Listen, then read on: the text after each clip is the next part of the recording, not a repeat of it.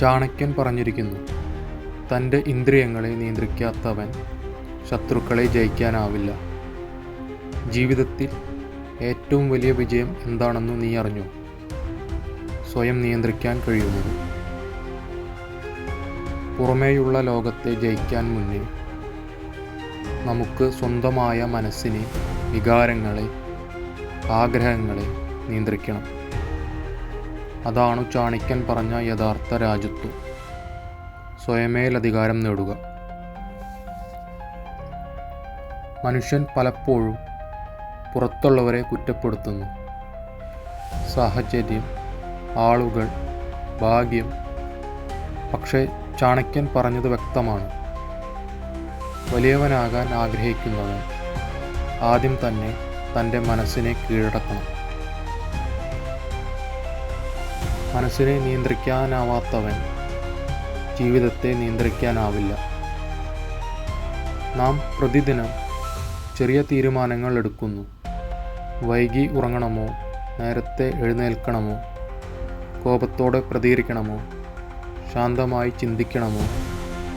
ഇവയൊക്കെയാണ് നമ്മുടെ ഭാവി നിർണ്ണയിക്കുന്നത്.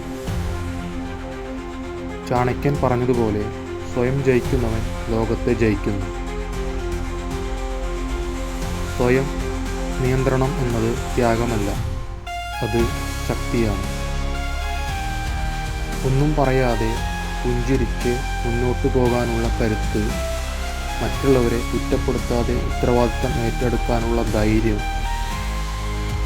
ഇവ ജീവിതത്തിൽ ഓരോ നിമിഷവും നമ്മെ പരീക്ഷിക്കുന്നു.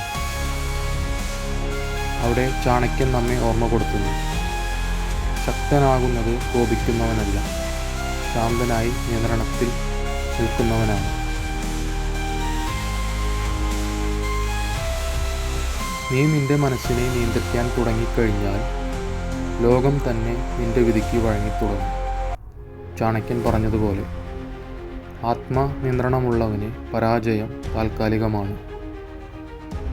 ജീവിതം നമ്മെ എല്ലായ്പ്പോഴും പരീക്ഷിക്കും. പക്ഷേ നീ നിശ്ചയദാർഢ്യത്തോടെയും ശാന്തതയോടെയും മുന്നോട്ടു പോയാൽ വിജയം അനാവര്യമായി നിന്റെ വഴിയിലാകും. നിന്റെ മനസ്സാണ് നിന്റെ രാജ്യം. അത് നീ നിയന്ത്രിക്കൂ. ലോകം തന്നെ നിനക്ക് മുന്നിൽ തലകുനിയും.